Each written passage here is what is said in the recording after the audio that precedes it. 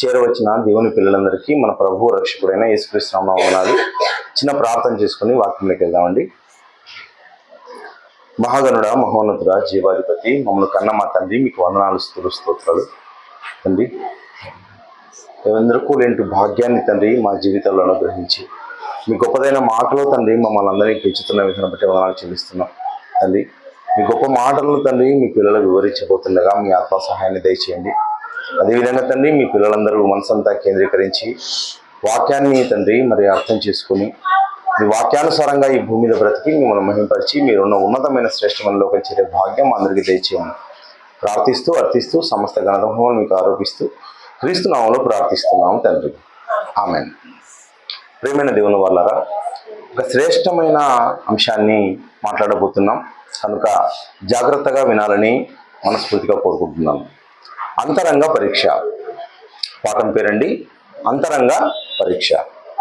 ప్రియమైన దేవుని వాళ్ళారా, దేవుడు అనగానే ఈ సమాజం దేవుణ్ణి చాలా చిన్నగా ఆలోచిస్తోందండి.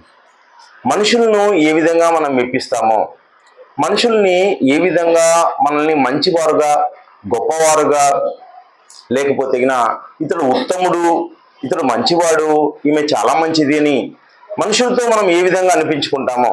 ఏమండి, భార్యాభర్తలు మాట్లాడుకుంటుంటారు, మా ఆవిడ చాలా అంటే భర్త చెప్తాడు మా ఆవిడ చాలా మంచిదండి అని. అదేవిధంగా మరి భార్య కూడా చెప్తుంది మా భర్త చాలా మంచివాడండి అని. అదేవిధంగా ఒక స్టాఫ్లో ఉన్నప్పుడు మా హెడ్ మాస్టర్ గారు మంచివారండి, మా స్టాఫ్ చాలా మంచివారండి, మా ఇంటి ఓనర్ చాలా మంచివాడండి, మా వీధిలో వాళ్ళందరూ చాలా మంచివాళ్ళండి అని ఒకరు ఒకరి గురించి ఒక సాక్ష్యం చెబుతూ ఉంటారు. మరి మనుషులను మెప్పించడం చాలా ఈజీ. ఏమండి, మనుషులను ఏదో భూమి మీద ఏదో చిన్న చిన్న వస్తువుల ద్వారానో, కొద్దిగా ప్రేమ చూపడం ద్వారానో, మాట ద్వారానో మనుషులందరినీ మెప్పించవచ్చు. అది చాలా చిన్న విషయం. కానీ దేవుడు ఎలా ఇస్తాడంట లోకాన్ని? తను ఇష్టపడి, అంటే దేవుడే మనల్ని ఇష్టపడి ఇచ్చేదండి పరలోకం. అంటే మనం ఎవరిని మెప్పించడానికి ఈ భూమి మీద బ్రతుకుతున్నామంటే కంటికి కనబడని దేవుణ్ణి మనము మెప్పించాలి, కంటికి కనబడని దేవుణ్ణి ఒప్పించాలి. ఆయన్నే మెప్పించాలంటే ఎలా బ్రతకాలో అన్న సంగతి మనుషులు తెలియదండి. మనుషుల ముందర మనం ఏం చేస్తున్నామంటే నటిస్తున్నారు చాలామంది. ఏమండి, చూస్తుంటారు కదా, ఒక వ్యక్తి రానంత వరకు ఆ వ్యక్తి గురించి మాట్లాడుకుంటున్నాం అనుకోండి. ఎప్పుడైతే ఆ వ్యక్తి వచ్చాడో కొద్దిసేపు సైలెంట్గా అంటారు, ఎప్పుడైతే ఆ వ్యక్తి వెళ్ళిపోయాడో మరి అతని గురించి మాట్లాడుకుంటారు. సహజంగా భూమి మీద జరిగేది. ఏమండి, లేకపోతే ఒక వ్యక్తి గురించి మనకు కోపం ఆవేశం ఉన్నప్పుడు లేనట్టుగా ఉంటాం. ఎప్పుడైతే అతను కనబడ్డాడో అతని ముందు కోపాన్ని ప్రదర్శిస్తాం. అంటే రెండు రకాలు ఎవరు ఉన్నారు? మనిషే ఉంటున్నాడు. ఒక్కొక్క చోట ఒక్కొక్కలా ప్రవర్తిస్తూ ఉన్నాడు, ఒక్కొక్క చోట ఒక్కొక్క రకంగా ప్రవర్తిస్తూ ఉన్నారు. కానీ మనుషుల్ని మెప్పించడం చాలా సులభం, కానీ దేవుణ్ణి మెప్పించే విధంగా బ్రతకడం అన్నది చాలా కష్టం. ప్రియమైన దేవుని వల్ల దేవుడే మనల్ని మెచ్చుకోవాలి. దేవుడు ఎలాంటి రూపాన్ని లక్ష్య పెడతాడనే దాన్ని ఈరోజు చాలా జాగ్రత్తగా పరిశీలిద్దామండి. దేవుడు అన్న వెంటనే దేవుడు కూడా కొలిచేవాడైనా. ఏమండి, ఈరోజు నీ స్థలం ఎంత ఉందన్న వెంటనే పొడవు వెడల్పు కొలిచేసి ఇదిగో మా ఇంటి పొడవు ఇంత ఉందండి, మా వెడల్పు ఇంత ఉందండి అని చెప్పేస్తాం. అదేవిధంగా దేవుడు కూడా నీ మనసును ఏం చేస్తున్నాడు? ఆయన నిన్ను కొలుస్తున్నాడు. దేవుడు నిన్ను అంటే ప్రతి మనిషిని దేవుడు ఏం చేస్తున్నాడు? నిత్యము కొలుస్తున్నాడండి. కొలవడం అన్న వెంటనే నీవు తనకు సరిపోతావా లేదా, తను కోరుకున్న విధంగా నువ్వు ఉంటున్నావా లేదా అనే దానిని దేవుడు ఏం చేస్తున్నాడంటే నిశ్చితంగా ఏమండి పరిశీలిస్తూ ఉన్నాడు, కొలుస్తూ ఉన్నాడు. కొలమానం ఉందండి దేవుని దగ్గర. నీ నీతి, నీ యథార్థత, నీ భక్తి సరిపోతుంది అనుకుంటున్నావా? ఏమండి, దేవుడున్న లోకాన్ని ఇవ్వడానికి నీ నీతి సరిపోతుందా, నీ యథార్థత సరిపోతుందా, నీ భక్తి జీవితం సరిపోతుందా అనేది మనిషి ఏమాత్రం అంచనా వేసుకోవడం లేదు. నేను వెళ్ళిపోతాను లేండి పరలోకానికి అనుకుంటున్నాడు. దేవుని ఎదుట నీ నీతి సరిపోవాలి, దేవుడు అనుకుంటున్న విధంగా కనపడాలి. ఏమండి, దేవుడు ఒక కొలమానం, దేవుడు కొలత కొలుస్తాడు. ఆ కొలతకు మనం ఏం కావాలి? సరిపోవాలి. ప్రియులారా, మనుషులు ఒక్కొక్కరు ఒకలా అనుకుంటారు. మనుషుల విధానం ఏముంటుంది? మనుషులు చాలా ఈజీగా అంటే మోసపోతారు మనుషులందరూ కూడా. అవునా కదా? ఆలోచించండి. ఈరోజు ఒక రాజకీయ నాయకుడు మన ప్రదేశంలో ఒక ఎమ్మెల్యేగా నిలబడ్డాడు అనుకోండి, ఎగ్జాంపుల్ చెప్తున్నా. నిలబడ్డ వెంటనే ఈయన చాలా మంచివాడండి, ఏం చేశాడు ఈయన, ఒక డాక్టర్ వృత్తిలో నుంచి మానేసేసి మనకి ఎమ్మెల్యేగా నిలబడ్డాడు అండి అన్న వెంటనే ఇతడికి చాలా మంచి పేరు ఉందండి అంటారు, అందరూ ఓట్లు వేసేస్తారు. ఇతడు ఒక సిఐ నుంచి మరి రాజీనామా చేసి ఎలక్షన్లోకి వచ్చాడండి అన్న వెంటనే అతనికి అందరూ ఓట్లు వేసేస్తారు. ఒక సంవత్సరం 2 సంవత్సరాలు అయిపోయిన తర్వాత అతని యొక్క జీవితం అన్నది బయటకు తెలిసిపోయింది అనుకోండి. తెలిసిపోయిన తర్వాత ఇతడు చాలా నీచుడండి, ఇతడు అసలు మంచివాడు కాదండి అని మళ్ళీ మాట్లాడుకుంటూ ఉంటారు. అంటే గతంలో మీడియాకి ఏం చేయలేదంట, దొరకలేదంట. ఇప్పుడు ఏం చేయబడింది, దొరికింది. దొరికిన వెంటనే ఏమనుకుంటున్నారు, ఇతడు మంచివాడు కాదండి అనుకుంటున్నారు. అంటే మనుషులు ఏం చేస్తారు, మోసపోతారు. ఒకనాడు మంచి అనుకున్నాం, మరి మంచి కాదు. ఒకసారి మంచిది కాదనుకున్నాం, మంచిదే. కానీ దేవుడు అలాంటి వాడు కాదు కదా. దేవుడు వెక్కిరింపబడను అని రాయబడింది గలతీయులకు రాసిన పత్రిక 6వ అధ్యాయం 7లో. గలతీయులకు రాసిన పత్రిక 6వ అధ్యాయము 7వ వచనంలో, మోసపోకుడి దేవుడు వెక్కిరింపబడడు, మోసపోకుడి దేవుడు వెక్కిరింపబడడు. దేవుడికి అంతా తెలుసు. ఏమండి, మన జీవితం అంతా దేవునికి మనం పుట్టక ముందే తెలుసు. ప్రియమైన దేవుని వారలారా, ఏమండి, ఆయన ఏమనుకున్నాడో మన జీవితం గురించి, మనము మన అనుకున్న జీవితానికి ఏ విధంగా గండి కొట్టామో దేవునికి అంతా తెలుసు. అంతా కూడా దేవునికి ఏమి కొత్తగా తెలుసుకోవాల్సిందే మనలో ఏమీ లేదు. అందరి హృదయాలు దేవుని ఎదుట బాగా తెలుసు ఆయనకి. కాబట్టి దేవుడు అస్సలు మోసపోయేవాడు కాదు. మనుషులు అయితే ఏం చేస్తారు, మోసపోతారు. ఏమండి, మేము గతంలో ఇలా అనుకున్నామండి, ఇలా జరిగిందండి, మేము మోసపోయామండి. ఈరోజు చూడండి, పోలీస్ స్టేషన్లకు పోయే కేసులన్నీ ఇవి అలాంటివే. మోసపోకుడి, దేవుడు ఏమంటున్నాడు, మోసపోకుడి అంటున్నాడు మనుషులు అయితే ఖచ్చితంగా ఏం చేస్తారు, మోసపోతారు. మనుషులు మోసపోతారు. కానీ దేవుడు మాత్రం మోసపోయేవాడు కాడు. ఎందుకంటే దేవుడు వెక్కిరింపబడడు. దేవుడికి అన్ని కూడా పూర్తిగా తెలుసు. ప్రేమైన దేవుని వాళ్ళ కనుక మరి యథార్థంగా మనం బతకాలి. ఎందుకంటే దీని తర్వాత, ఈ జీవితం తర్వాత ఏముందండి, శిక్షలోకి వెళ్ళిపోతాం. ప్రియులారా, దేవుడున్న లోకానికి వెళ్ళకపోతే ఎక్కడికి వెళ్ళిపోతాం, శిక్షలోకి వెళ్ళిపోతాం. ఆ శిక్ష ఆషామాషి శిక్ష కాదు, అది తీవ్రమైన శిక్ష, తీక్షణమైన శిక్ష. చాలా గొప్ప శిక్షలోకి మనం వెళ్ళిపోతున్నాం. కనుక భూమి మీద దేవుడు మనల్ని ఎక్కడైతే చూస్తున్నాడో, ఎక్కడైతే పరీక్షిస్తున్నాడో, ఏ పరీక్షలో అయితే మనం ఏం చేయబడాలి, పాస్ కాబడాలి. ఆ పరీక్షలో మనం విఫలం కాకూడదు, ఆ పరీక్షలో పాస్ కాదు. భూమి మీద ఎన్నో విషయాల్లో నువ్వు విఫలం కావచ్చు. ఒక 10th క్లాసో, ఇంటర్మీడియట్, ఉద్యోగ జీవితమో, వైవాహిక జీవితంలోనో, డబ్బులో మోసపోవడమో, ఎన్నో దాంట్లో ఏమైనా జరిగినా పర్వాలేదు, ఇబ్బంది ఏం లేదు. డబ్బు పోగొట్టుకోవడమో, ఆస్తి పోగొట్టుకోవడమో, ఇల్లు పోగొట్టుకోవడమో, భార్య పోగొట్టుకోవడమో, పిల్లల్ని పోగొట్టుకోవడమో, ఇవి అసలు పెద్ద విషయాలు కానే కాదు. కానీ పరలోకాన్ని మాత్రం పోగొట్టుకోకూడదు. పరలోకం చాలా గొప్ప లోకం. భూమి మీద ఉన్న వారందరూ కూడా తన పిల్లలుగా ఆ లోకానికి రావాలని దేవుడు నిర్ణయించాడు. ఆ లోకానికి పోవాలంటే దేవుడు ఏం చేస్తున్నాడంటే, దేవుడు పరిశీలిస్తున్నాడు, పరీక్షిస్తున్నాడు. ఎక్కడ పరీక్షిస్తున్నాడో ఇందాక చదవబడిన వాక్య భాగం దగ్గరికి వద్దాం. సమూయేలు మొదటి గ్రంథము 16వ అధ్యాయము 16వ అధ్యాయము. ఇందాక చదవబడిన వాక్య భాగాన్ని కొద్దిగా వివరిస్తాను, బాగా చూడండి. అక్కడ సౌలు ఏం చేస్తున్నాడంట, ఇక్కడ సమూయేలు గారి మాట్లాడుతూ మొదటి వచనంలో, యెహోవా సమూయేలుతో ఈలాగు సెలవిచ్చెను, ఇశ్రాయేలు మీద రాజుగా ఉండకుండా నేను విసర్జించిన సౌలును గురించి. అంటే ఏం చేశాడు దేవుడు, సౌలును విసర్జించేశాడు. సౌలును విసర్జిస్తే నువ్వేం చేయమంటున్నాడు, ఇప్పుడు పోయి ఇంకొకరిని అభిషేకించు అని చెప్తున్నాడు. మరి సౌలుకు తెలియకుండా నేను ఎలా వెళ్తాను, సౌలుకు తెలిస్తే నేను చంపేస్తాడు కదా. అయితే నువ్వేం చేస్తావంటే, యెహోవాకు బలి అర్పణగా తీసుకుపోతున్నా అని చెప్పి ఒక పెయ్యదూడని తీసుకొని యెరూషలేముకి వెళ్ళు, బెత్లెహేముకు వెళ్ళు. ఆ బెత్లెహేంలో వెళ్ళి నువ్వు బలి అర్పించేసి అక్కడకు యెషై కుమారులను తీసుకొని రా అన్నాడు. యెషై కుమారులు అక్కడికి వచ్చారు, వారిని పరిశుద్ధపరిచాడు. పరిశుద్ధపరిచిన తర్వాత వారి యొక్క కుమారులు అందరినీ పిలిచాడు. ఒక్కొక్క కుమారుడు వస్తున్నాడండి. ఏలియాబుని చూశాడు మొదటగా. ఏలియాబుని చూసిన వెంటనే ఏమనుకున్నాడు, ఇదిగో చాలా గొప్పవాడు కనపడుతున్నాడు, దేవుడు మెచ్చుకున్నవాడుగా కనపడుతున్నాడు. ఈయనేమనుకున్నాడండి రాజుగా, సౌలు తర్వాత ఇతన్నే నేను రాజుగా నియమిస్తున్నాను అనుకొని ఏలియాబును చూసి 6వ వచనంలో కింద మాట, నిజముగా యెహోవా అభిషేకించిన వాడు ఆయన ఎదుట నిలిచి ఉన్నాడని అనుకోలేను. ఎవరు అనుకుంటున్నారు? సమూయేలు గారు. చూడండి, మనిషి ఏ రూపాన్ని లక్ష్య పెడతాడు? మనిషి పై రూపాన్ని లక్ష్య పెడతాడు. మనిషి పై రూపాన్ని లక్ష్య పెడతాడు. ప్రియమైన దేవుని వాళ్ళారా, ఈరోజు ఒక పెద్ద మనిషి అన్నాం అనుకోండి, ఎవరిని పెద్ద మనిషిగా అనుకుంటాం? ఏమండి, ఒక 20 ఎకరాల పొలం ఉంది, ఏమండి, ఒక 50 సెంట్లు మొత్తం చుట్టూరా పెద్ద కాంపౌండ్ కలిగి ఉండి, ట్రాక్టర్లు, 20 మంది పని మనుషులు, పెద్ద ఇల్లు, ఆస్తి, బంగళా, ఏమండి, చుట్టూరా పని మనుషులు ఉండి బంగారము, డబ్బు, హోదా కలిగి ఉంటే అందరూ ఏమంటారు? అదిగోండి ఆయనే అండి పెద్ద మనిషి, ఆయనే ఈ ప్రాంతానికి అంతా. ఆయన దగ్గర ఎంతో మంది వస్తూ ఉంటారు, ఎంతో మంది తీర్పులు తీర్చబడతారు, ఆయన చెప్పినట్టుగా నడుచుకోవాలి, చాలా గొప్పవాడండి అని చెప్పుకుంటా. కానీ దేవుడు ఏం చూస్తాడు? దేవుడు కూడా మనుషులు ఏదైతే చూశారో, పదవి, హోదా, బంగారము, పని మనుషులు, వాటిని చూసే దేవుడు కూడా గొప్ప అంటాడా? కాదు ప్రేమ దేవుని వాళ్ళ.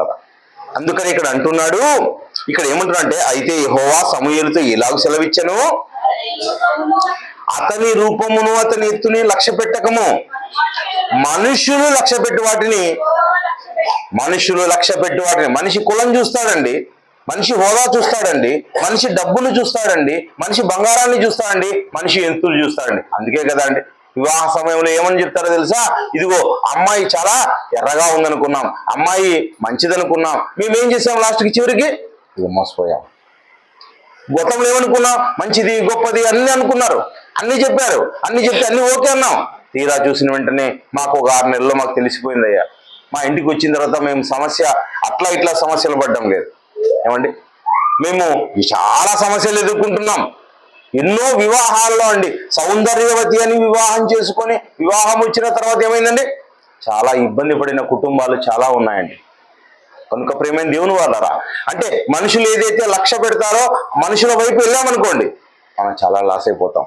మనుషులు ఏం చూస్తారు? రూపాన్ని లక్ష్య పెడతారు, అందాన్ని లక్ష్య పెడతారు, బంగారాన్ని లక్ష్య పెడతారు, చివరికి మేము మోసపోయామని చెప్పుకుంటాడు. కాబట్టి దేవుడు వెక్కిరింపవడంగా దేవుడు ఏం లక్ష్య పెడుతున్నాడ? మనుషులు లక్ష్య పెట్టు వాటిని యెహోవా లక్ష్య పెట్టాడు. నేను త్రోసివేసి ఉన్నాను, మనుషులు పై రూపమును లక్ష్య పెట్టుదురు గాని యెహోవా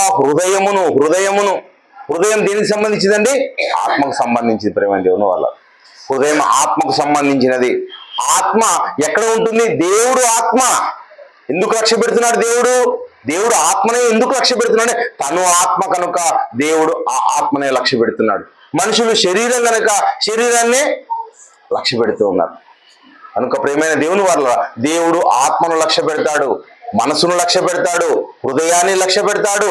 ఆ హృదయంలో మనిషి ఏం చేద్దానని తేలిపోతున్నాడని, గుణహీనంగా కనబడుతున్నాడు, ఎవరిని దేవుడు మెచ్చుకోవడం లేదని. కోట్ల మంది మనుషులు దేవుణ్ణి మెప్పించలేని పరిస్థితి ఏర్పడుతుంది. ఒకనాడు ఆ హృదయాన్ని ఎవరికి బాలేదంట? ఏలియాబుకు బాలేదంట. అంతే కదా, ఏలియాబుని దేవుడు ఏం చేశాడు? తోసివేశాడు. అంతకుముందు సౌలుని ఏం చేశాడు? త్రోసివేశాడు. అందరినీ త్రోసివేసి ఎక్కడో గొర్రెల దొడ్డిలో ఉన్న దావీదుని తీసుకొచ్చి దేవుడు పై స్థానంలో కూర్చోబెట్టాడు. అంటే దేవుడు దేని లక్ష్య పెడుతున్నాడు? హృదయాన్ని లక్ష్య పెడుతున్నాడు, మనసును లక్ష్య పెడుతున్నాడు. ప్రేమైన దేవుని వల్ల మొదటి నుంచి అలాగే చేస్తున్నాడు దేవుడు, ఆది నుంచి అలాగే చేస్తున్నాడు దేవుడు. ఏమండి, మీకు కయ్యూను హేబెలు సందర్భం తెలుసండి. ఆదికాండము 4వ అధ్యాయము 2వ వచనంలో, తర్వాత ఆమె అతని తమ్ముడకు హేబేలును కనెను. హేబేలు గొర్రెల కాపరి, కయ్యూను భూమిని సేద్యపరచువాడు. కొంతకాలమైన తరువాత కయ్యూను పొలం పంటలో కొంత యెహోవాకు అర్పణగా తెచ్చెను. హేబేలు కూడా తన మందలో తొలుచున్న పుట్టిన వాటిలో క్రొవ్విన వాటిని కొన్ని తెచ్చెను. అయితే ఏం చేశాడు దేవుడు? యెహోవా హేబేలును అతని అర్పణను లక్ష్య పెట్టాను, కయ్యూను అతని అర్పణను లక్ష్య పెట్టలేదు. యెహోవా దీన్ని లక్ష్య పెట్టాడు ఇక్కడ చెప్తున్నాడు. హేబేలును, మొదట దేవుడు ఏం చూస్తాడు? కానుకను చూస్తాడా, మనిషిని చూస్తాడా? కానుకను చూడండి, దేవుడు మొదట మనిషిని చూస్తాడు. ఏ మనసుతో ఇస్తున్నాడు ఆయన, ఏ మనసు కలిగి ఉన్నాడు? ఏమండి, మనిషి ఏమనుకుంటాడు? మనిషి పై రూపాన్ని బట్టి అతడు మాగునే ఉన్నాడు అనుకుంటాం. ఆలోచనలు ఎలా ఉన్నాయో మనిషికి తెలియదు కదా. ఏమండి, దేవుడైతే దేన్ని చూస్తున్నాడంటే అంతరంగాన్ని చూస్తున్నాడు, అంతరంగాన్ని పరీక్షిస్తున్నాడు దేవుడు. అంతరంగ పరీక్షలో ఏముఖపడుతున్నాడంట? ఏమండి కయ్యూను సరిగా కాడు. హేబేలు బాగా కనపడ్డాడు దేవునికి. హేబేలును అతని అర్పణను లక్ష్య పెట్టాడు. కయ్యూను చూస్తే కయ్యూను యొక్క మనసే రాలేదు. దేవుడు అర్పణను చూసేవాడు కాదండి, అర్పణను చూడలేదు. అర్పణను బట్టి దేవుడు కయ్యూను తోసివేశాడేమనుకుంటున్నారు మనుషులందరూ కూడా. ఏదో ఆయన పుట్టు తెచ్చాడు కాబట్టి తోసేసాడండి, లేకపోతే పొలం పంట తెచ్చాడు కాబట్టి తోసేసాడండి. దేవుడికి మరి మాంసాహారం అంటే ఇష్టం అండి అనుకుంటున్నారు, రకరకాలుగా మాట్లాడుకుంటున్నారు. కానీ దేవుడు మనసును లక్ష్య పెడతాడు, హృదయాన్ని లక్ష్య పెడతాడు, అంతరంగాన్ని చూస్తాడు. ఆ అంతరంగంలో ఎవరైతే దేవుణ్ణి మెప్పిస్తారో వారిని దేవుడు స్వీకరిస్తున్నాడు. ప్రియమైన దేవుని వాళ్ళరా, మీకు అందరికీ బాగా తెలుసు, నేను మోషే లాంటి ప్రవక్తను మళ్ళీ పుట్టిస్తా అన్నాడు. ద్వితీయోపదేశ కాండం 18వ అధ్యాయం 18లో చూడండి. ద్వితీయోపదేశ కాండము 18వ అధ్యాయం 18వ మాటలో, వారి సహోదరులలో నుండి నీ వంటి ప్రవక్తను వారి కొరకు పుట్టించదను, అతని నోట నా మాటలు ఉంచుదును, నేను అతనికి ఆజ్ఞాపించినది యావత్తును అతడు. చూడండి, ఈ వంటి ప్రవక్తను అతడు 18వ అధ్యాయం కదా, 18వ అధ్యాయం 18వ వచనంలో, వారి సహోదరుల నుండి నీ వంటి ఒక ప్రవక్త, నీ వంటి ఎవరి వంటి? మోషే వంటి ప్రవక్త. యేసుక్రీస్తు గురించి మాట్లాడుతున్నాడు ఇక్కడ. మోషే ఎలాంటి వాడంట? దేవుని ఎదుట నమ్మకమైన వాడు. అంటే అలాంటి ప్రవక్తను దేవుడు మళ్ళీ కోరుకుంటున్నాడు. దేవుడు కోరుకునేది వాళ్ళనే అండి, అలాంటి ప్రవక్తలను. బైబిల్లో ఎవరైతే ఉన్నారో అలాంటి వారే మళ్ళీ పుట్టాలని దేవుడు కోరుకుంటున్నాడు. ప్రేమ దేవుని వల్ల ఒక మరి రావాలని కోరుకుంటున్నాడు, ఒక ఎస్తేరు మరి రావాలని కోరుకుంటున్నాడు, ఒక యోబు రావాలి, ఒక దానియేలు రావాలి. ఈ సమాజంలోనికి మరీ అలాంటి వాళ్ళు వచ్చి ఈ సమాజాన్ని, దైవిక సమాజాన్ని నడిపించాలని దేవుడు కోరుకుంటున్నాడండి. ఒకనాడు మోషేని చూశాడు. మోషే లక్షణాలతో మరి ఎవరిని పుట్టించారంట? యేసుక్రీస్తు వారు. వస్తాడు రాబోయే కాలంలో వస్తాడు అంటే ఎదురు చూస్తూ ఉన్నాడు దేవుడు. ఏమండి, ఏలియా వంటి ప్రవక్త. ఎలాంటి వారు కావాలంటే దేవునికి? ఇందాక పాట పాడుకున్నాం. ఏలియా వంటి ప్రవక్త వచ్చాడండి. ఏలియా వంటి ప్రవక్త బాప్తిస్మిచ్చు యోహాను. అంటే ఆ భక్తులు మరలా రావాలి, వచ్చి నన్ను పెంపించాలని దేవుడు కోరుకుంటున్నాడు. ఎందుకనగా గత కాలంలో వాళ్ళు ఏం చేశారంట? వాళ్ళ అంతరంగ పరీక్షలో వాళ్ళు ఏమయ్యారు? సక్సెస్ కాబడ్డారు. అంతరంగ పరీక్షలో, దేవుడు పెట్టిన పరీక్షల్లో వాళ్ళు సఫలమయ్యారు. వాళ్ళ అంతరంగం చాలా శుద్ధీకరణగా ఉందండి. అంతఃకరణ శుద్ధి అంటారు. ఆ అంతఃకరణ శుద్ధిలో వారు ఎలా పెట్టుకున్నారో వాళ్ళ మనసునంతా చాలా జాగ్రత్తగా దేవుని ఎదుట కాపాడుకున్నారండి. భూమి మీద ఉన్న వేటిని ఆశించి ఆ జీవితాన్ని గడపలేదు. మోషే ఐగుప్తు విషయమైన ధనం 11వ అధ్యాయం 24లో హెబ్రీయులకు రాసిన పత్రిక 11వ అధ్యాయము 24వ వచనంలో, మోషే పెద్దవాడైనప్పుడు విశ్వాసమును బట్టి ఐగుప్తు ధనము కంటే క్రీస్తు విషయమైన గొప్ప భాగ్యం. చూడండి, క్రీస్తు విషయమైన నింద ఏమనుకున్నాడంట? గొప్ప భాగ్యం. ఏమండి, మన జీవితాన్ని మనం సరిచేసుకునే అవకాశం అక్కడ దక్కుతుందండి. ఏమంట అంటే ఎన్నో సమస్యలు, కష్టాలకు వచ్చిన కష్టాలలోకి వెళ్ళిపోయాడండి. కష్టాలే కావాలనుకున్నాడు. ఐగుప్తు ధనము కంటే క్రీస్తు విషయమైన గొప్ప భాగ్యం అని ఉంచుకొని అల్పకాలం పాప భోగం అనుభవించుంటే దేవుని ప్రజలతో శ్రమ మేలని యోచించి, శ్రమలు అనుభవించుట మేలని, శ్రమలే మేలనుకున్నాడండి. శ్రమలు మేలనుకున్నాడు. ఎవరండి ఈ కాలంలో అనుకునేది శ్రమలు మేలని? ఎవరైనా అనుకుంటారా? ఎవరు అనుకోరండి. ఈ శ్రమల్లో నుంచి వెళ్ళిపోవాలి, శ్రమల్లో నుంచి ముందుకు వెళ్ళిపోవాలి, శ్రమ నాకొద్దు అనుకునే మనుషులే కనపడతారు. కానీ శ్రమలే కావాలని వెళ్ళిన వాడంట ప్రేమ దేవుని వల్లనే. అంటే భక్తులకు అందరికీ కూడా ఆ శ్రమలలో ఏం చేయబడ్డారంటే శ్రమలలో ఆనందించారు. వాళ్ళందరూ కూడా ఆపదల్లో ఆనందించారు, ఆపదల్లో సంతోషిస్తూ ఉన్నారు. యేసుక్రీస్తు కుటుంబ జీవితాన్ని వదిలేశాడండి. ఆయనకి ఎన్ని శ్రమలు, ఎన్ని కష్టాలు చూడండి. అందుకే ఆయన అంటాడు కదా, ప్రతి దినము ఏం చెప్పంట? మహారోదన, మహాకన్నీళ్ళు అని రాయిస్తాడండి యేసుక్రీస్తుల వారి గురించి. అంటే అంతరంగ పరిశోధనలో, పరీక్షలో ఉన్న వారికి అనేక శ్రమలు, కష్టాలు వచ్చినా వాళ్ళు చాలా ఆనందించారు. ఎందుకంటే శ్రమలు, కష్టాలు ఉన్నప్పుడు అంతఃకరంగా ఎలా ఉంటామంట? పరిశుద్ధంగా ఉంటామంటండి. ఆనందాలు, పాపభోగాలు చుట్టూరా ఉన్నప్పుడు మన జీవితం ఏమైపోతుంది తెలుసా?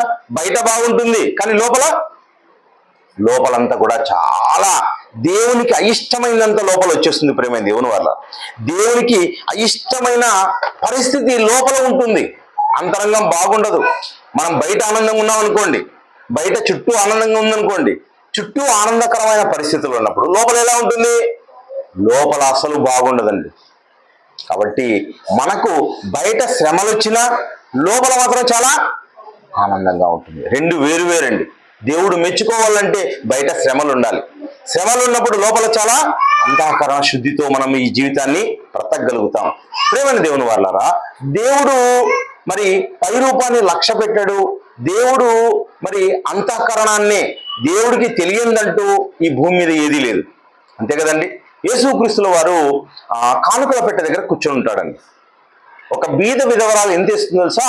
కేవలం 2 కాసులు వేస్తారు. బీద విధవరాలు 2 కాసులు వేస్తే అక్కడున్న ధనవంతులందరూ చాలా వేస్తారు. కానీ తన శిష్యులతో యేసుక్రీస్తుల వారు ఏమంటున్నాడు? ఇదిగో ఈ బీద విధవరాలు అందరికంటే కానుక ఎక్కువ వేసింది, ఎక్కువ కానుక ఈమె వేసింది అని చెప్తున్నాడు. అందరూ ఏమనుకుంటారు? దాన్ని చూస్తేనా ఎక్కువ కానుక ఈమె ఎలా వేసిందండి, కేవలం 2 కాసులే కదా వేసింది. వారికి కలిగిన దానిలో వేశారంట. ఈమె ఏం చేసింది? ఆమెకున్న ఏదైతే ఉందో జీవనాన్ని అంతా ఏమింది ఊడ్చి మరీ వేసేసిందండి. ఆమెకు ఏమీ లేదు ఇక. అంటే అలా వేశారా వాళ్ళు ఎవరైనా కూడా? ఎవరు వేయలేదండి. చూడండి ఇప్పుడు ఎవరు గొప్పగా వేశారో అండి. మనుషుల రూపాన్ని చూస్తే ఈమె చాలా తక్కువ వేసింది అండి. కానీ అంతరంగాన్ని ఎరిగిన వాడెవరు? దేవుడు. వారికి అందరికి కూడా వారికి ఏమేమి ఉంది, దేనిలో నుంచి ఎంత ఇచ్చారు అని తెలిసింది ఎవరికంటే సాక్షాత్తు దేవునికి తెలుసు అండి. యేసుక్రీస్తుల వారికి తెలుసు. కనుక అంతరంగంగా ఆమె ఎంత వేసిందంట? మొత్తంగా వేసిందంట. కానీ వీళ్ళకేముంది? పర్సులో ఉన్నదానిలో కొద్దిగా వేశారు, చాలా దాచుకున్నారన్న విషయం ఎవరికి తెలుసు? యేసుక్రీస్తుల వారికి తెలుసు అండి. అంటే దేవుడు దేని పరిశీలిస్తాడు? దేవుడికి తెలియంది ఏముంది? దేవుడికి అంతా తెలుసు. దేవుడికి తెలియకుండా ఉండేది మన దగ్గర ఏది లేదు. దేవుని దగ్గర దాచేదంటే ఏది లేదు. దేవుడు అంతఃకరంగా మనల్ని అంతా పరీక్షిస్తున్నాడు. అంతా పరీక్షించిన దేవుడు ఒక సర్టిఫికెట్ అన్నది మనకి ఇస్తాడు. ఆ సర్టిఫికెట్ ఏం తెలుసా? నువ్వు శుద్ధిగా ఉన్నావా, నువ్వు శుద్ధిగా లేవా. అంతఃకరణాన్ని ఎప్పుడు పరిశుద్ధంగా చేసుకోవాల్సిన పరిస్థితి వాక్యం ద్వారా మనిషికి ఉందండి. ప్రతి మనిషి కూడా దేవుని ఎదుట నేను పరీక్షలో ఉన్నాను అని ఎల్లప్పుడూ చూసుకోవాలి. ప్రియమైన దేవుని వాళ్ళారా, కీర్తనల గ్రంథంలో ఒక మంచి మాట సెలవిస్తున్నాడు, చూద్దామండి. కీర్తనల గ్రంథము 7వ అధ్యాయం, కీర్తనల గ్రంథము 7వ అధ్యాయము 7వ వచనం చూడండి. కీర్తనల గ్రంథము 7వ అధ్యాయము 7వ వచనంలో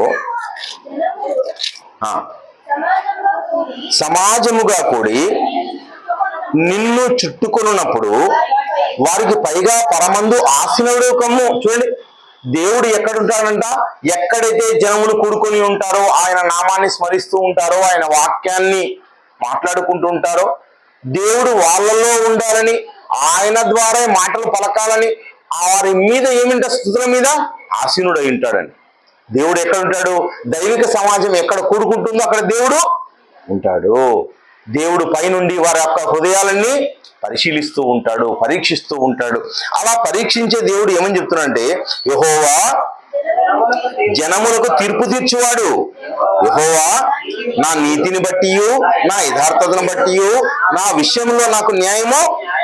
చూడండి, దేవుడు దేన్ని బట్టి న్యాయం తీరుస్తాడని ఇక్కడ చెబుతున్నాడంటే భక్తుడు ఏమని సెలవిస్తున్నాడంటే, నా నీతిని బట్టి నా యథార్థతను బట్టి ఇంకా నాకు న్యాయం తీర్చుము. నీతి యథార్థతను బట్టి దేవుడు ఏం చేస్తాడంట? న్యాయం తీర్చేవాడు. అంటే మనుషులు తీర్చే తీర్పులు కాదండి, సాక్షాత్తు దేవుడే మనకేం తీరుస్తాడు? న్యాయం. దేవుడు న్యాయం తీర్చేవాడు. అంటే మనుషులు తీర్చే తీర్పులు కాదండి. మనిషి వెలిచూపును బట్టి తీర్పు తీరుస్తాడు, వాడికి కనబడేదాన్ని బట్టి తీర్పు తీరుస్తాడు, వారు ఆలోచించేదాన్ని బట్టి తీర్పు తీరుస్తాడు. కానీ దేవుడు యథార్థతను బట్టి, దేవుడు అంతఃకరణ శుద్ధిని బట్టి, ఏమండి అంతరంగ పరీక్షలో దాన్ని బట్టి దేవుడు ఏం చేస్తాడు? ఇలా అని సెలవిస్తాడు. కనుక ప్రేమైన దేవుని వల్ల అలాంటి దేవుని యుద్ధకు మనం వచ్చినాం. ఏమండి మనుషులు అనుకున్నట్టుగా దేవుడు తీర్పు తీర్చడు, మనుషులు అనుకున్నట్టుగా దేవుడు చేయడు. మనం ఏమో దేవుని ఎదుట బాగా స్పష్టంగా కనబడుతోందండి. దేవునికి బాగా తెలుసు మనకి. కనుక దేవుడు యథార్థతను బట్టి, నీతిని బట్టి తీర్పు తీర్చేవాడు. ఇంకా కింద చూడండి 9వ మాట చెప్తున్నాడు, హృదయములను అంతరంద్రియములను పరిశీలించు నీతి గల దేవా. చూడండి, హృదయములను పరిశీలించేవాడండి దేవుడు. అదే చెబుతున్నాడు, హృదయములను అంతరంద్రియములను అంటే లోపలికి సైతం అంత దేవుడికి తేట తెల్లంగా తెలుసు. అలా దేవుడు చూసి తీర్పు తీర్చేవాడుగా దేవుడు కనబడుతున్నాడు. మనుషులు ఏం చేస్తారండి, ఎక్కడైనా తప్పించుకుంటారండి. ఈరోజు రాజకీయ నాయకులు ఉన్నారు ఏమండి, రాజకీయ నాయకులందరినీ గురించి మీకు అందరికీ ఒక మాట ఏమంటే, తొండ ముదిరి ఊసరవెల్లి అవుతుందంట. తొండ ముదిరితే ఏమవుతుంది, ఊసరవెల్లి. ఒక ఏమంటే దొంగ, రౌడీ, గూండా ముదిరితే ఏమవుతారు, రాజకీయ నాయకులుగా మారతారు. కానీ వాళ్ళు ఏమని పేరు చెప్పుకుంటున్నారు బయట, ఈయన చాలా మంచివాడండి, గొప్పవాడండి, వీళ్ళందరూ ఎవరండి, ఈ దేశానికి మేలు చేసేవాళ్ళండి. ఏమండి, ఏం మేలు చేస్తారండి? మొదటగా ఎలక్షన్లు ఏమో చాలా గొప్ప గొప్ప గొప్ప అని పేరు తీసుకొచ్చుకుంటారు. ఎలక్షన్లు అయిపోయిన తర్వాత ఒక్కసారిగా స్టార్ట్ చేస్తారండి.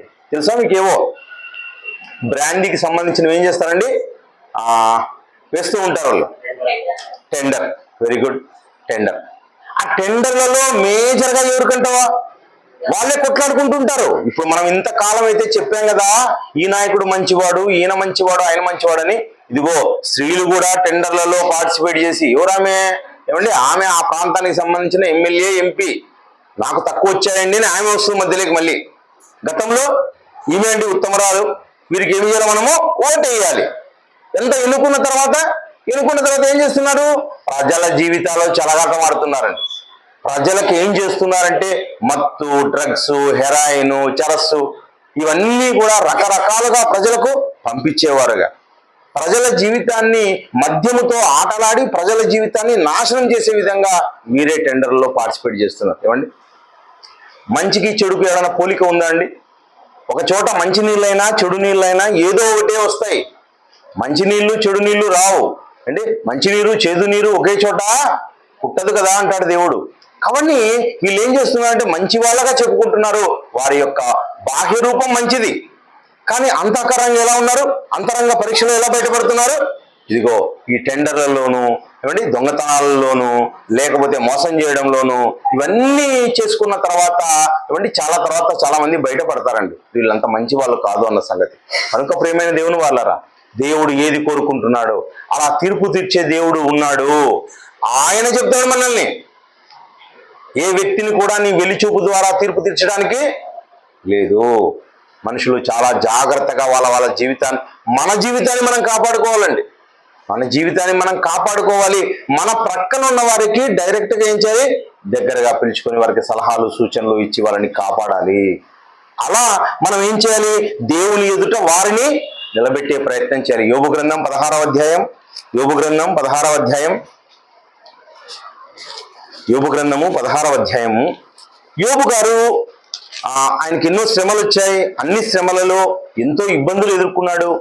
ఆయన జీవితం అంతా వెళ్ళిపోయింది. అప్పుడు వాళ్ళ శిష్యుల ఏమండి ఆయన స్నేహితులందరూ వచ్చారు. ఆ స్నేహితుల ఎదుట ఎలాంటి సాక్ష్యం చెబుతున్నాడు చూడండి. ఏమండి, ఒక మనిషి పై స్థాయి నుంచి కిందికి పడిపోయాడు అన్న వెంటనే ఏమనుకుంటామండి, అతడు దేవునితో లేడు అనుకుంటాం కదా, మనిషి భావించేది అదే. కానీ ఇక్కడ ఏమని సాక్ష్యం చెప్తున్నాడు 19వ వచనంలో చూడండి. ఇప్పుడు నాకు సాక్షి అయిన వాడు, సాక్షి ఎక్కడున్నాడంట, భూమి మీద లేడంట. నాకు సాక్షి, నేను ఉత్తముడు, నేను మంచివాడు, నేను అంతరంగ పరీక్షలో దేవుని ఎదుట నేను ఎలా ఉన్నాను అంటే నేను నీతిగా ఉన్నాను, యథార్థతగా ఉన్నాను, భక్తిపరుడుగా ఉన్నాను చెప్పాలి అంటే నాకు భూమి మీద ఉన్నవాడు ఎవరు లేడు. నాకు సాక్ష్యం ఇచ్చేవాడు పరలోకంలో ఉన్నాడు, నా పక్షముగా సాక్ష్యము పలుకువాడు పరమందున్నాడు. నా పక్షంగా సాక్షి ఇచ్చేవాడు ఎవరు కాదు, దేవుడే. నేను ఎంత ఉత్తముడునో, ఎంత యథార్థవంతుడునో, ఏ విధంగా నా హృదయాన్ని నేను కాపాడుకుంటున్నానో, ఏ విధంగా నేను నడుచుకుంటున్నానో నా గురించి తీర్పిచ్చేవాడు ఎవరు, సాక్షాత్తు దేవుడు. దేవుడు తీర్పిస్తాడని చెప్తున్నాడు. అలాంటి దేవుని ఎదుట నేను ఉన్నానని కాబట్టి ఆయన సాక్ష్యం చెబుతూ ఉన్నాడు. ఎందుకు అలా చెబుతూ ఉన్నాడు అంటే ఆయన తన అవయవాలతో ఏం చేసుకున్నాడు, ఒక నిబంధన చేసుకున్నాడు అంటాడు. ఏం చేసుకున్నాడండి, నిబంధన, ఒక పర్సనల్ లైఫ్. ఆయన పర్సనల్ లైఫ్ని ఏ విధంగా కాపాడుకుంటున్నాడో ఆయనకు తెలుసండి. తన జీవితాన్ని తాను కాపాడుకుంటున్నాడు. తను మనుషుల్ని మెప్పించేలాగా చేయడం లేదు. ఏమండి, గత కాలంలో అండి మన రాజకీయ నాయకులైనా సినిమా వాళ్ళైనా గొప్ప వాళ్ళగా కనబడతారు, మరి చివరికి ఏం చేస్తారు, తక్కువగా కనబడతారు. కానీ భక్తులు అలాంటి వాళ్ళు కాదండి. భక్తులు ఏం చేశారంటే నిబంధన చేసుకున్న విషయం చెబుతున్నాడు యోబు గ్రంథము 31వ అధ్యాయంలో. యోబు గ్రంథం 31వ అధ్యాయంలో ఆయన పర్సనల్ డిసిప్లైన్ గురించి చెప్తున్నాడండి. నేను ఎంత డిసిప్లైన్ కలిగి ఉన్నాను అంటే, నేను నిబంధన చేసుకున్నానంటే నాతో, నా అవయవాలతో నేనే నిబంధన చేసుకుంటున్నాను. అదే అంటున్నాడు, నేను నా కన్నులతో నిబంధన చేసుకొంటిని. చూడండి, నేను నా కన్నులకు నేనేం చెప్పాను, ఒక నిబంధన చేసుకున్నాను నేను. ఇది దేవుడు ఏర్పాటు చేసిన నిబంధన, దేవుడు కోరుకున్న నిబంధన. దేవుడు ఏం చూడమన్నాడు, ఎలా చూడమన్నాడు, ఎలా ఉండమన్నాడు దేవుడు, అలాగే నేను ఉంటున్నాను. నేను కన్యకని ఎలాగూ చూచుదునో అలాగూ చూసిన ఎడల, అలాగూ చేసిన ఎడల పరమందున్న దేవుని ఆజ్ఞ, దేవుడు ఆజ్ఞ ఇచ్చాడండి. దేవుని ఆజ్ఞ ఏమి, ఇదిగో నీ చుట్టూ ఉన్న వారంతా, నీ అన్నలు, నీ తమ్ముళ్ళు, నీ యొక్క చెల్లెళ్ళు, మీ అక్కలు, మీ అమ్మ లాంటి వాళ్ళు, మీ తండ్రి లాంటి వారు, అందరితో అదే భావనని భక్తులు ఏం చేయాలంట, మెయింటైన్ చేయాలంట. ఏమండి, అలాంటి నిబంధన, అది ఆజ్ఞ, దేవుని యొక్క ఆజ్ఞ అంటే అది. ఆ దేవుని ఆజ్ఞను నేను పాటిస్తూ ఉన్నాను. దేవుని ఆజ్ఞను పాటించి నాకున్నలతో నేను నిబంధన చేసుకున్నాను. దేవుడు లేచినప్పుడు నేనేమి చేయుదును, 14వ వచనంలో, ఆయన విచారణ చేయనప్పుడు నేను ఆయనతో ఏమి ప్రత్యుత్తరం ఇచ్చి, నేను ఒకవేళ దేవుడు చెప్పినట్టుగా, దేవుడు కోరుకున్నట్టుగా నేను బ్రతకకపోతే నేను ఆయనకి ఏమని ప్రత్యుత్తరం ఇచ్చేదును. చూడండి, నేను పెట్టాను కదా నిబంధనను, నా నిబంధనను మీరావా, లేదు నాన్న, నేను నా కుటుంబాన్ని వదిలో, నా ఇంటిని వదిలో, నేను ఎక్కడ అవసరం లేదండి. నాకు జీవితం ఈ ప్రపంచంలో ఏదో చూడాలనో ఏదో చేయాలనో నేను బ్రతకడం లేదు. నేను నీకు ఇచ్చిన నిబంధనలను అనుసరించి ఈ భూమి మీద ఈ చిన్న జీవితాన్ని బ్రతకాలనుకుంటున్నాను. నిన్ను మెప్పించాలని కోరుకుంటున్నాను నేను. ఏమండి, నువ్వు ఎక్కడెక్కడో తిరిగితే దేవునికి ఆనందం కాదండి. ఈ ప్రపంచాన్నంతా చుట్టొస్తే దేవునికి ఆనందం ఏమి లేదండి. దేవుని ఎదుట నీ యొక్క అంతరంగాన్ని జాగ్రత్తగా కాపాడుకోవడమే దేవునికి ఆనందం. నువ్వేదో కొద్దిగా తినేసి ప్రశాంతంగా నీకున్న దాంతో ఉంటే చాలండి. మనం ఏమేమో చేయాల్సిన పని ఏం లేదు. దేవునికి చేయాలంటే ఏం చేయాలి, నీలాగా ఇంకొకరిని ఏం చేయాలి, అంతఃకరణ శుద్ధి పెట్టుకునేవారిగా తయారు చేయాలి. దేవుని ఎదుట భయభక్తుల్ని కలిగి ఉన్న వారిగా ఇంకొకరిని నువ్వేం చేయాలి, ప్రేరేపించాలి. ప్రియులారా, నీ జీవితం ప్రేరేపించాలి. ఒక యోబు లాంటి వారు కావాలని దేవుడు కోరుకుంటున్నాడు. యోబులాగా బ్రతికేవారు కావాలనేది దేవుని యొక్క ఆశ, కోరిక. ఒక పేతురు లాంటి వాళ్ళు కావాలి, ఒక తిమోతి లాంటి వారు కావాలి, ఒక తీతు లాంటి వారు కావాలి. వీరందరినీ దేవుడు కోరుకుంటున్నాడు ప్రేమ దేవుని వల్ల. ఒక దానియేలు లాంటి వారు కావాలి. అలాంటి వారిగా కనపడడానికి మనం ఏం చేయాలంట, ప్రయత్నించాలి. అక్కడ అంటున్నాడు. ఇక అక్కడే ఇంకొక వచనాన్ని చూస్తే, అక్కడనే 33వ వచనం చూడండి. 33వ వచనం, 33లో, ఆదాము చేసినట్లు నా దోషములను దాచిపెట్టుకుని మహాసమూహమునకు భయపడియు కుటుంబముల తిరస్కారమునకు జడిసియు నేను మౌనముగా నుండి ద్వారము దాటి బయలు వెళ్ళక రొమ్ములో నా పాపములను కప్పుకొని నెడల పరమున్న దేవుని దృష్టికి నేను రొమ్ములో నా పాపాన్ని కప్పుకుంటే, రొమ్ములో నేను దాచిపెట్టుకుంటే, ఒకనాడు మన ఆది తండ్రి, మనందరి తండ్రి, ఆ ఒక్కడైన ఆదాము, మన ఆది తండ్రి ఏం చేశాడంట, పాపము చేసి రొమ్ములో దాచిపెట్టుకున్నాడు. మనమేం చేయాలి, రొమ్ములో దాచిపెట్టుకొనక దాన్ని దేవుని ఎదుట బహిరంగంగా ఒప్పుకొని దాన్ని ఏం చేయాలి, విడిచిపెట్టాలి. దేవుని ఎదుట ఒప్పుకోవాలి. ప్రియులారా, ఒప్పుకున్నావు కదా, ఒకనాడు ఒప్పుకున్నావు. ఎక్కడ ఒప్పుకున్నావు, పాపపు ఒప్పుకోవడం ద్వారానే బాప్తిస్మం తీసుకున్నావు. నేను పాపిని అనే ఉద్దేశంతో బాప్తిస్మం తీసుకున్నావు. బాప్తిస్మం ద్వారా ఒప్పుకున్న మనం ఏం చేయబడాలంటే, ఇదిగో పరిశుద్ధ జీవితాన్ని మనం అలవరుచుకోవాలి, పరిశుద్ధ జీవితం కలిగి ఉండాలి. ఇక ఏమండి, బయట ఉన్న వారందరూ ఏం చేస్తున్నారు, రాజకీయ నాయకులు ఏం చేస్తున్నారు, గొప్ప గొప్ప వారు ఏం చేస్తున్నారు అంటే, వాళ్ళు 2 రకాలుగా వేషధారణ చేస్తున్నారు. దేవుని ఎదుట ఉంటున్నారు, ఇంకేనండి మనుషుల ఎదుట గొప్పగా చెప్పుకుంటున్నారు. వాళ్ళు ఒప్పుకోవడం లేదండి, పాపాన్ని కప్పుకుంటున్నారు. బయట వ్యక్తులు ఏం చేస్తున్నారు, కప్పుకుంటున్నారు. కానీ దేవుని వాక్యం దగ్గరికి వచ్చిన మనం మన పాపాన్ని ఒప్పుకొని దాన్ని ఏం చేయాలి, విడిచిపెట్టాలి. మంచి జీవితం, ప్రశాంతమైన జీవితం, దేవునితో ఉన్న జీవితం, దేవునితో పెనవేసుకున్న జీవితం మనం జీవించాలే తప్ప అల్లరిలో ఏదో అనుకోవడాలో అవన్నీ మన దగ్గర ఉండకూడదు. ప్రియమైన దేవుని వాళ్ళ, దేవుని ఎదుట మన జీవితం పరిశుద్ధమైన జీవితం, దేవుణ్ణి మెప్పించే జీవితం. అంతరంగ పరీక్షలో దేవుని ఎదుట మనం ఏం చేయబడాలి? దేవుణ్ణి మెప్పించాలి. నా పిల్లలు దేవుని పిల్లలు, దేవుని సంతానం, దేవుని పిల్లలుగా మనం ఎప్పుడు దేవుని ఎదుట గొప్పగా కనపడాలి. అలా రొమ్ములో పాపమును కప్పుకున్నాడు. ఎవరు? ఆదాము కప్పుకున్నాడు. ఆదాము ద్వారా వచ్చిన సంతానమైన మనం కూడా అలాగే కప్పుకుంటుంటేలా? మన రెండవ ఆదాము వచ్చాడు కదండి, ఏమండి? రెండవ ఆదాము వచ్చాడు, ఆ పాపం నుంచి మనం బయటికి తీశాడు. ఎలా రావాలో సులువుగా బయటికి వచ్చే మార్గాన్ని మనకు చూపించాడండి, ఏమండి? రొట్టె ద్రాక్షారసంలో పాలు పంపులు పొందుకుంటున్నాం మనం. ఆ పాపాన్ని పూర్తిగా విడిచిపెట్టాలి. అసలు దేనికి మనం ఆస్కారం ఇవ్వకూడదు. ఇవ్వకుండా ఉండి జాగ్రత్తగా గడపాలి. ప్రేమ దేవుని వల్ల అంటే నీ పరిమితులు, ఏమండి, నీ యొక్క పనులు, నీ హృదయంలో ఏం చేయబడాలి అంటే కప్పుకునేటట్టుగా ఉండకూడదు. నువ్వు ఎక్కడ ఉన్నా, నీ పనుల్లో ఉన్నా, నీ యొక్క కుటుంబ జీవితంలో ఉన్నా, దేవుని దగ్గర ఉన్నా, నువ్వు ఎలా ఉండాలంటే రొమ్ములో పాపాన్ని దాచుకునేవాడుగా ఉండకూడదు. అన్ని వదిలిపెట్టి భూమి మీద దేవుని కోసం బ్రతకాలి. కీర్తనల గ్రంథం 62వ అధ్యాయం, కీర్తనల గ్రంథం 62వ అధ్యాయం 4వ మాటలో, 62వ అధ్యాయం 4వ మాటలో అతని ఔన్నత్యము నుండి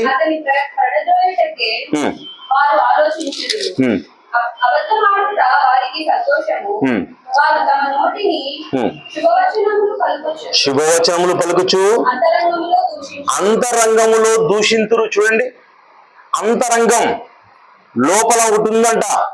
దాన్ని ఏమన్నాడంటే పౌలు గారు మాట్లాడుతూ అంతరంగ పురుషుడు అన్నాడు.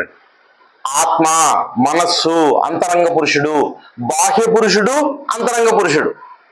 బయటికి కనపడేవాడేమో బయట మనిషి, లోపల ఇంకొకరు ఉన్నారు, అంతరంగ పురుషుడు ఉన్నాడు. అంతరంగములో ఏం చేస్తున్నారంట? అబద్ధములాడట వారికి సంతోషము, వారు తమ నోటితో శుభవచనములు పలుకుచు అంతరంగములో దూషింతురు. బయటికేమో వందనాలు చెప్పొచ్చు, కానీ లోపలేమో ఎన్నో అనుకోవచ్చు. కాబట్టి రెండూ ఉన్నారు. ఓ మనిషి, నీకు వేషధారణ కట్టడానికి అవకాశం ఉంది, రెండు రకాలుగా ప్రవర్తించవచ్చు. కానీ గతం, ఏమండి, గతమైనా లేకపోతే దేవుని లేక రాకముందైనా ఇద్దరు ఉండొచ్చేమో. కానీ దేవుడు అంతరంగాన్ని చూస్తాడు, బాహ్య పురుషుణ్ణి చూడండి. దేవుడికి బాహ్య రూపం అవసరం లేదు, అంతరంగమే దేవునికి కావాలి. కనుక ఎవరి గురించైనా సరే, ఏ సహోదరి గురించైనా, ఏ సహోదరి గురించైనా, ఏ సహోదరుని గురించైనా ఎలాంటిది మనం ఏం కూడా పెట్టుకోకూడదు. వారు మన ఎదుట తప్పు చేసిన వారైనా వాళ్ళని ఏం పెట్టుకోవాలి? లోపల వాళ్ళ చేతనైనంత చేశారండి, అవునా కదా?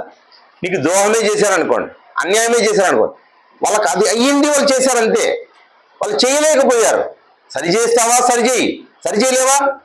వాళ్ళ గురించి మాత్రం లోపల పెట్టుకోవాల్సిన పని లేదు. ఎందుకోసం అంటే ఎవరి గురించైనా మనం ఏమీ చేయలేం పిల్లరా. మనము ఒకరిని పూర్తిగా ఇలా ఉండు అని చెబితే అలా ఉండడానికి మనిషి ఒప్పుకుంటాడో చెప్పండి? ఆలోచించండి ఒకసారి. ఏ మనిషి ఒప్పుకోడండి. యేసుక్రీస్తే తనకు తానుగా వచ్చాడు గనక నేను ఇలా ఉండాలి అని ఆయన తెలుసు కనుక ఆయన ఉన్నాడు. యేసుక్రీస్తు కాలంలో ఎంతో మంది ఉన్నారు.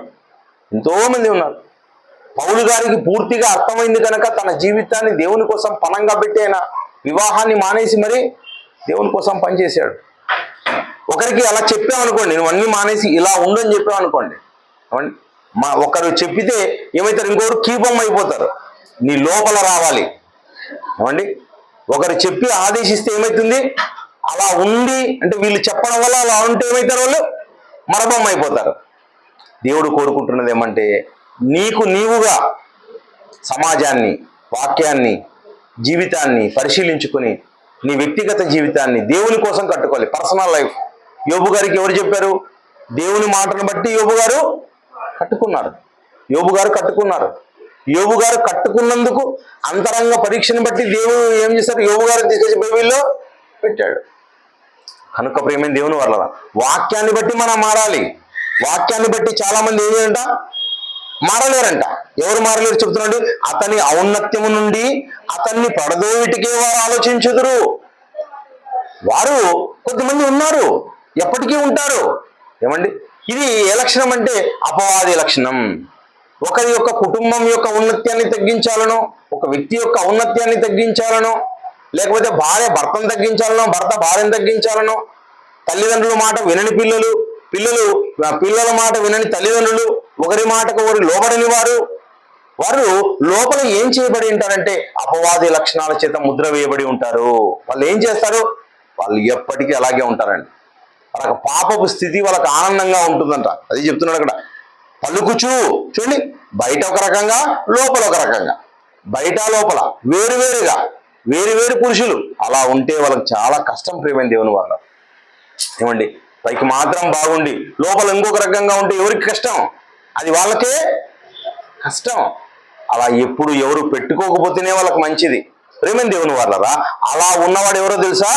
ఇది అపవాది అలాంటి వాడే. ఒకసారి యెషయా గ్రంథం చూడండి. యెషయా గ్రంథం 14వ అధ్యాయంలో, యెషయా గ్రంథము 14వ అధ్యాయం, దేవుడు ఏం చూశాడండి? అపవాదికి శరీరం ఉందా? అపవాదికి శరీరం లేదు పిల్లరా. అపవాదికి ఏముంది? ఆత్మ. అపవాదికి కూడా అంతరంగాన్ని ఇచ్చాడు దేవుడు. ఆ అంతరంగంలో అపవాది ఏం చేస్తున్నాడో ఒకసారి చూద్దాం. 12వ వచనం ఒకసారి చూడండి. తేజో నక్షత్రమా, వేకు చూపువా, నీవెట్లు ఆకాశం నుండి చూడండి, పడిపోయింది. ఉన్నతమైన స్థానంలో నుంచి పడదోయబడిందండి. ఎవరు? అపవాది. ఒకప్పుడు దేవుడు దాన్ని హెచ్చించి ఏం చేశాడంటే ఒక కెరూబుగా దేవుడు పెట్టాడు. ఉన్నత స్థానాన్ని నిలిపాడండి. ఉన్నత స్థానంలో పెట్టాడు. దాన్ని బాగా అలంకరించాడు, మంచి స్థానాన్ని ఇచ్చాడు. ఆ స్థానంలో నుంచి అది పడిపోవడానికి కారణం ఏమంటే అక్కడ చెబుతూ ఉన్నాడు చూడండి. 13వ వచనంలో, నేను ఆకాశంలోకి ఎక్కిపోయేదను. చూడండి, వాడు ఏమనుకుంటున్నాడంట? ఆల్రెడీ ఆకాశంలోనే ఉన్నాడు, ఇంకా ఎక్కడికి పోతాడంట? నేను ఆకాశంలోకి ఎక్కిపోయేదను, దేవుని నక్షత్రములకు పైగా నా సింహాసనంలో హెచ్చింతును. చూడండి, ఎందుకండి? అవసరమా? దేవుడు ఏది చేశాడో, ఏది ఇచ్చాడో అది మంచిది. ఇంకా ఏదో కోరుకోవడం, ఏమండి, కోరుకున్నంత మాత్రాలు వస్తుందా? మేము ఎడ్జి టీచర్గా పనిచేస్తున్నానండి. పాఠశాల వ్యవస్థలో చిట్ట చివరి ఉద్యోగం అంటే అదే, అంతకన్నా ఇంకా ఉద్యోగాలు లేవు. ఆ ఉద్యోగం నుంచి నువ్వు కోరుకుంటే ఎక్కడికో వెళ్ళిపోతావా? కాదు కదా. దానికి ఏదో సమయం రావాలి, ఎక్కడికో చేయబడాలి, అన్ని వస్తే వస్తుంది, రాకపోతే ఇక్కడే రిటైర్డ్ అయిపోతాం. లేకపోతే అంతే, నువ్వు కోరుకున్నావని కదా రాదు అది. కాబట్టి మనిషి ఆత్మలో ఏం చేస్తాడంట? కోరుకుంటాడంట. ఒకనాడు అపవాది కోరుకున్నాడండి. అపవాది కోరుకోవడం ద్వారానే, అది దేవుడికి తెలియని ద్వారా, ఆ దేవుడికి కూడా ఏం తెలిసిపోయింది? దాని యొక్క మనసును లక్ష్య పెట్టాడు, దాని హృదయాన్ని లక్ష్య పెట్టాడు. ఆ హృదయంలో తేటతెల్లం అయిపోయింది. ఇది నాకన్నా ఇంకా పై స్థాయిని కోరుకున్నాడు. సేవకుడుగా ఉన్నవాడు ఓనర్ కన్నా పై స్థాయి కోరుకోవడం చాలా తప్పు కదండి, దుర్మార్గం. అలా కోరుకోకూడదు. అంతరంగ పరీక్షలో అపవాది ఏం చేయబడ్డాడు? నిలిచాడా? పడదోయబడ్డాడు. అంతరంగ పరీక్ష నుంచి పడదోయబడ్డాడు. వాడు పడిపోయాడనే మాట మనం కింద చూసాం. నీవెట్లు ఆకాశం నుండి పడితివి, భూమి మీదికి పడ్డాడు. భూమి మీదికి పడ్డవాడు ఏం చేశాడంటే దేవుని పిల్లలైన వారందరికీ కూడా ఏం చేశాడు? వాని యొక్క స్వభావాన్ని, వాని యొక్క లక్షణాలని, అబద్ధమాడే స్థితిని, యథార్థతను పోగొట్టే స్థితిని, అనీతిని అందరికీ అంటించేశాడండి. అందరిలోకి వచ్చేసాడు వాడు అపవాది. 8వ అధ్యాయం 44లో మీరు ఎన్నోసార్లు మీరు చూసి ఉన్నారు. యోహాను సువార్త 8వ అధ్యాయం 44లో, మీరు మీ తండ్రి యొక్క అపవాది ఈ లోకమంతా ఏమైపోయింది? అపవాది సంబంధంలోకి వెళ్ళిపోయిందండి. తండ్రిని గౌరవించేవారు, తల్లిని గౌరవించేవారు, కూర్చొని మాట్లాడేవారు, నేర్చుకునేవారు. ఈ సమాజంలో నేను దేవుని కోసం బతకాలి, దేవుని కుమారుడుగా బతకాలి, దేవుని ఔన్నత్యాన్ని చాటాలి అనుకున్న మనుషులు లేరండి. ఎలా మారిపోయారంటే అపవాది పిల్లలుగా మారిపోయారు. అపవాది పిల్లల్లో అంతా ఏముందో తెలుసా? అబద్ధం, అనీతి, యథార్థత లేకపోవడం, ఏమండి, ఒక్కొక్క చోట ఒక్కొక్కలాగా ప్రవర్తించడం. అలాంటి పరిస్థితులు ఎవరి వల్ల వచ్చాయి? వీళ్ళందరిలోకి అపవాది వల్లే వచ్చేసాయి. అపవాది పిల్లలుగా, అపవాది సంతానంగా మారిపోయారు. ఈరోజు చూడండి, ఏమండి, గుడుల పక్కనే మరి బెల్ట్ షాపులు అంట, గుడుల పక్కనే బ్రాందీ షాపులు అంట, పోలీస్ స్టేషన్ల దగ్గరే డ్రగ్స్ అమ్ముతున్నారంట. అంత అయిపోయిన తర్వాత అవునా ఇక్కడే అమ్ముతున్నారా అంటారు పోలీసులు.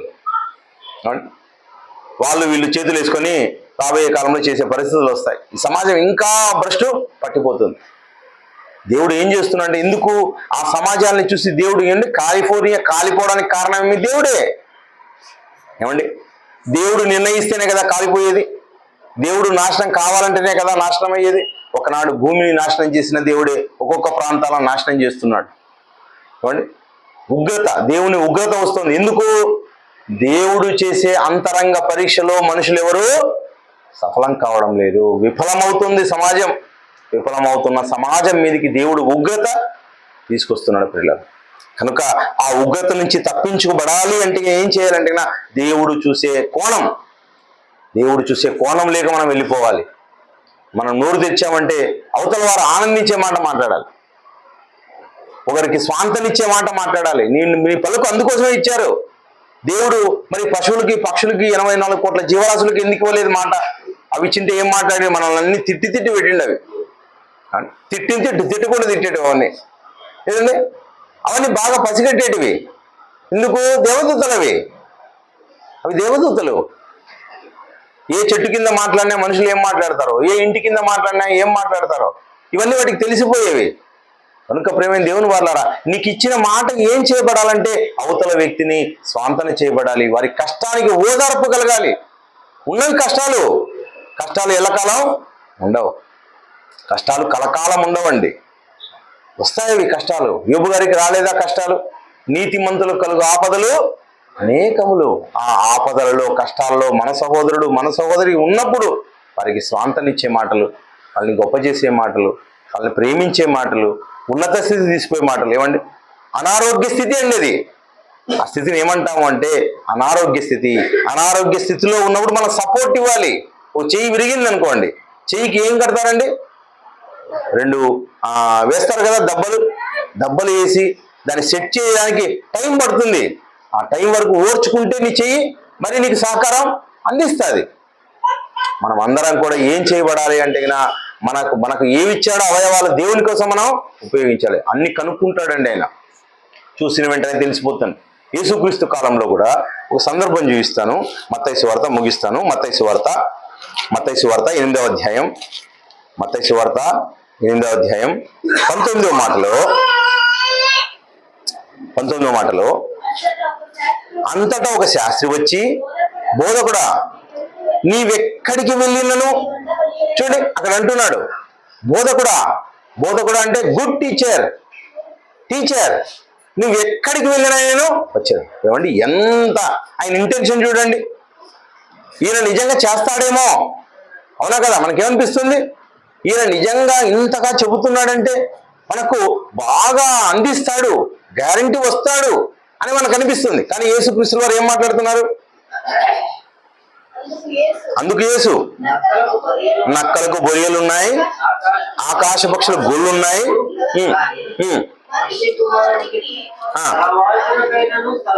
ఎందుకు మాట్లాడుతున్నాడు అలా? ఎందుకైనా అలా మాట్లాడుతున్నాడు? ఎందుకు అలా మాట్లాడుతున్నాడు అంటే అది అలాగే పెట్టుకొని చూడండి. 2వ అధ్యాయం యోహాను సువార్త 24వ వచనంలో ఎందుకు యేసుక్రీస్తుల వారు అలా మాట్లాడుతున్నారు?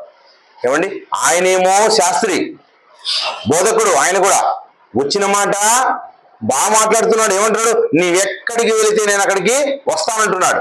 ఎందుకు అలా యేసుక్రీస్తుల వారు మాట్లాడుతున్నారంటే యోహాను సువార్త 2వ అధ్యాయం 24లో, అయితే యేసు అందరినీ ఎరిగిన వాడు గనక ఆయన తన్ను వారి వశము చేసుకొనలేదు, ఆయన మనుషుని ఆంతర్యమును ఎరిగినవాడు. యేసుక్రీస్తు వారు ఏమి ఎరిగారంట? మనుషుల యొక్క అంతరంగాన్ని ఎరిగినవాడు. అంతరంగ పరీక్ష చేశాడు. ఆయన చెప్పిన వెంటనే ఆయన మాటను చూడలేదు, అంతరంగాన్ని చూశాడు. అంతరంగంలో ఈయన వచ్చేవాడు కాదనే ఉద్దేశంతో చెబుతున్నాడు ఆయన. యేసు నక్కలకు బొరియలను, ఆకాశ పక్షులు గూళ్ళు ఉన్నాయి, కానీ మనిషి కుమారుడు తలవాల్చుడికైనా స్థలము లేదని సత్యాన్నే పలికాడు. అయ్యా, నేను ఇలా జీవిస్తున్నానే, ఎందుకంటే దేనికోసమో వస్తున్నాడు ఆయన ఆశ వేరు. ఏమండి, ఈరోజు భక్తికి వచ్చిన దాంట్లో కూడా, భక్తుల్లో కూడా ఏముంటుందంటే ఆశ. ఏదో ఆశ పెట్టుకుని వచ్చింటాం, ఏదో ఆశ అంటే వాక్యం ద్వారా నాకేమన్నా దక్కుతుందేమో, ఇది వస్తుందేమో, అది వస్తుందేమో, దేవుడి ద్వారా మనకేమైనా వస్తుందేమో అని కాదు. దేవుని ఎదుట నీ అంతరంగాన్ని నువ్వు పరీక్షించుకొని, దేవుని నుంచి ఏది కోరక, ఏం కోరాలండి దేవునికి? దేవా, నా అంతరంగాన్ని శుద్ధీకరించు, నా అంతరంగాన్ని ఏమండి నీకు అనుకూలంగా చెయ్యి. నాకున్న సమస్యల్లో నాకు పోరాటాన్ని నేర్పు, నాకు మంచి పట్టుత్వాన్ని ఇవ్వు, నా చుట్టూ ఉన్న సమస్యల్ని కట్టు అని మనం ప్రార్థించాలి ప్రేమ దేవుని వల్ల. అంతేకాని ఇంకా ఏదో ఇది కాదు అది కాదు ఇది కాదు దేవుని దగ్గర ఇంకా ఏదో కోరుకుంటూ దేవుణ్ణి మెప్పించే పరిస్థితుల్లో నుంచి పక్కకు తొలగి దేవునికి దూరస్తులుగా కాకుండా మన అంతరంగాన్ని మనం కట్టుకోవాలి, అంతరంగాన్ని కట్టుకోవాలి. యేసుక్రీస్తు అందరి ఆంతర్యం ఎరిగినవాడు, దేవుడికి తెలియబడింది అంటూ ఏమీ సృష్టం లేదు ప్రియులరా, అన్నీ తెలుసు దేవుని దగ్గర. కనుక మన అంతరంగాన్ని మనం పరీక్షించుకుంటూ పరిశీలించుకుంటూ దేవునికి ఆమోదయోగ్యంగా లేనివి ఏమున్నాయో అవన్నీ విడిచిపెడుతూ మన జీవితాన్ని, ఈ చిన్న జీవితాన్ని దేవునిలో కాపాడుకోవాలి. ప్రార్థన చేసుకున్నాం. మహాగణుడా, మహోన్నతుడా, జీవాధిపతి, మమ్మల్ని కన్న మా తండ్రి, మీకు వందనాలు స్తుతిస్తున్నాను తండ్రి. అంతరంగ పరీక్ష అన్నది తండ్రి మమ్మల్ని మేము చేసుకుంటూ తండ్రి అనేక మంది మీ పిల్లలకు తండ్రి ఈ సత్యవాక్యాన్ని ప్రకటించేవారుగా చేయమని ప్రార్థిస్తున్నాను తండ్రి. వచ్చిన మీ పిల్లలందరినీ దీవించండి, ఆశీర్వదించండి, బహుగా ఫలింపచేయండి తండ్రి. యేసుక్రీస్తు యొక్క మనసు తండ్రి మేమందరూ ధరించుకునేవారుగా చేయమని ప్రార్థిస్తున్నాం. భూ సంబంధమైన వాటిలో తండ్రి మేము ఏవి కోరుకొనక తండ్రి, మీ కుమారుడు ఏ విధంగా అయితే తండ్రి ఈ భూమి మీద బ్రతికి మిమ్మల్ని మెప్పించాడో మేము కూడా తండ్రి అలాంటి జీవితాన్ని గడపడానికి సహాయం చేయమని ప్రార్థిస్తున్నాం తండ్రి. తండ్రి వచ్చిన కుటుంబాలన్నింటిలో తండ్రి అనారోగ్య పరిస్థితులను తీసివేయండి, మంచి శాంతిని నెమ్మదిని కూర్చోండి. మీ పిల్లలందరూ తండ్రి మరి సంతోషంగా ఆనందంగా ఆత్మలో ఉండడానికి సహాయం చేయమని ప్రార్థిస్తున్నాం తండ్రి. ఒకనాడు యేసుక్రీస్తుల వారు తండ్రి భూ సంబంధమైన కష్టాలను సమస్యలను ఏ విధంగా అయితే భరించారో మేము కూడా అలా భరిస్తూ తండ్రి ముందుకు వెళ్ళే గొప్ప కృపను మాకు దయచేయమని ప్రార్థిస్తూ అర్థిస్తూ సమస్త ఘనత మహిమను మీకు ఆరోపిస్తూ క్రీస్తు నామములో ప్రార్థిస్తున్నాం తండ్రి. ఆమేన్.